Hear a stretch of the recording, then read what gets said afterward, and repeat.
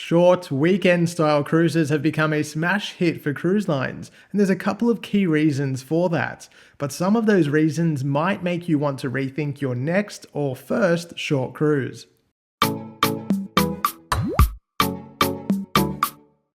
I'm Adrian, the cruise and travel guy. I produce cruise-related content right here on YouTube every week, so if you enjoy the video, please consider subscribing. The concept of a short cruise is pretty amazing. For a few days you can switch off and soak in the sea air without having to worry about any of your home chores, things like cooking and cleaning.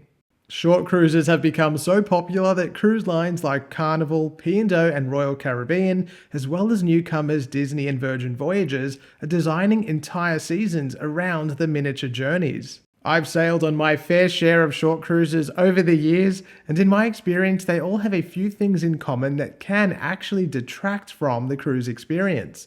So let's get into it.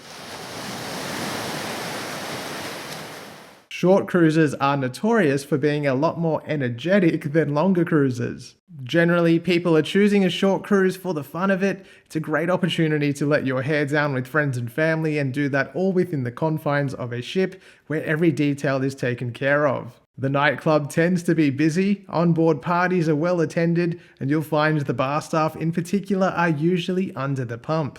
Adding to this, short cruises do tend to attract more groups. Think things like hen parties, bucks parties and birthday parties, and even corporate groups. On occasion, these groups can congregate in certain areas and make accessing some of these ships' attractions and features more difficult. Even though both cruise lines limit the number of alcoholic beverages that can be consumed as part of their drinks packages, neither Carnival nor P&O Australia actually sell their premium drinks packages on cruises that are under 7 nights in length. Perhaps this is in part so they're not seen as encouraging excessive drinking, and perhaps because it's better for their bottom line. Of course, the booze cruise moniker is not one I invented, but it's definitely one that is associated with short voyages. I have no doubt that cruise lines find them more lucrative when it comes to bar sales. Please note also that I'm not judging anyone that likes to enjoy a few drinks while on a cruise. I mean, I even sell a t-shirt about espresso martinis, but it's worth knowing that the onboard vibe will definitely be more festive. People are attracted to short cruises for a number of reasons, and one of those is price. Taking into account that your accommodation, food, and entertainment is generally all included, cruise holidays are dripping in value. Short cruises, though, can be worse value when compared to longer voyages. Take, for example, these two cruises. Coming up later this year on Carnival Splendor, and based on interior cabin pricing, you can enjoy a 3-night cruise to nowhere starting at $354 per person twin share. Or you can cruise on an 8-night South Pacific cruise with 2 island ports starting at $611 per person twin share. Prices will obviously vary throughout the year and according to other factors, things like school holiday periods, but you can often find better value on longer cruises.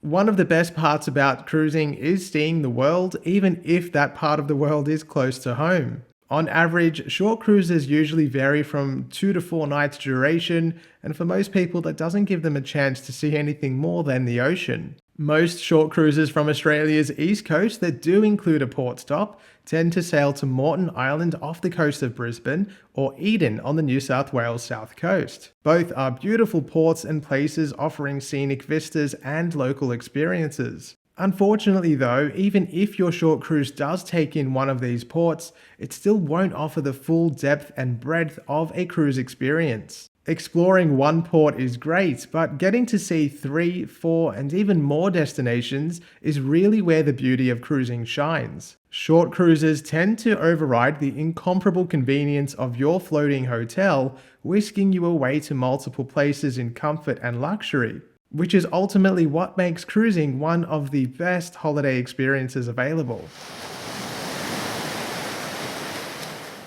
FOMO, or the fear of missing out, is definitely real on short cruises. With limited time on board, most guests want to take advantage of any unique experiences that are available on board. I found this to be the case on a 2-night cruise that I took on Ovation of the Seas earlier this year. I had been on board Ovation in November 2022 for 1 week, and admittedly, it was a music supercruise charter and the crowd was more mature, but oh my goodness, I could not tell you how different the two experiences were. But I'll try.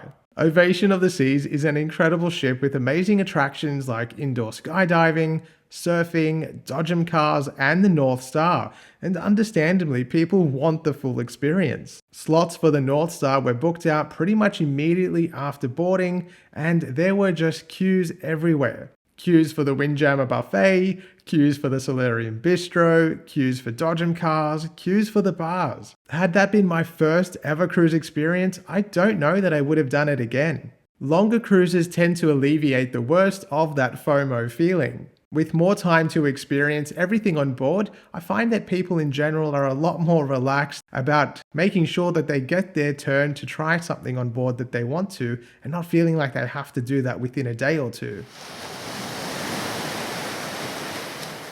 I've met a lot of wonderful people on board cruise ships, many of which I'm still in touch with today. Those connections have really only happened on longer cruises, where I've regularly seen the same faces and it's been a lot easier to strike up conversations, share experiences about our time in port, and cruising in general, among other things. This is even true of crew interactions, where you can get to know your room steward or find your favorite bartender or waiter. It can definitely be more difficult to make these connections on shorter cruises where there just isn't as much time. Some people are obviously prone to motion sickness, and if you haven't cruised before, the idea of being trapped on a ship for a week or more can definitely be concerning. A short cruise can be a good way to test out your sea legs, although many cruisers with no destination tend to sail at very slow speeds up and down the coast, and even occasionally drop their anchor or stop in a specific spot to allow passengers to soak up a sunny day at sea. They're not always truly representative of longer cruises, where you might have 2 or 3 days between ports, but they can understandably help to alleviate any pre-cruise anxiety that someone might have if they've never been on a ship before. Short cruises are not going anywhere, and for many people, a weekend at sea has been their first cruise experience. I've sailed on 3 myself just this year, and they can be plenty of fun, and they do have a lot to offer. If you've only cruised on short voyages or are considering your first, have a think about doing something a little bit longer, maybe around 7 nights, to see if you can really get that full cruise experience. Let me know in the comments, what are your thoughts about short cruises? Are you over them? Do you love them? Or are you considering your first maybe?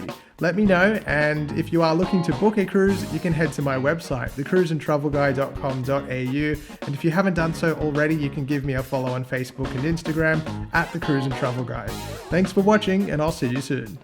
The concept of a short cruise is pretty amazing. For a few days, you can switch off from that might detract from the onboard cruise experience, and I'm going to tell you what those are now. Short cruises, Adding to this, short cruises tend to attract more groups. Think hens and park. And for many people, a weekend cruise has been their first sample of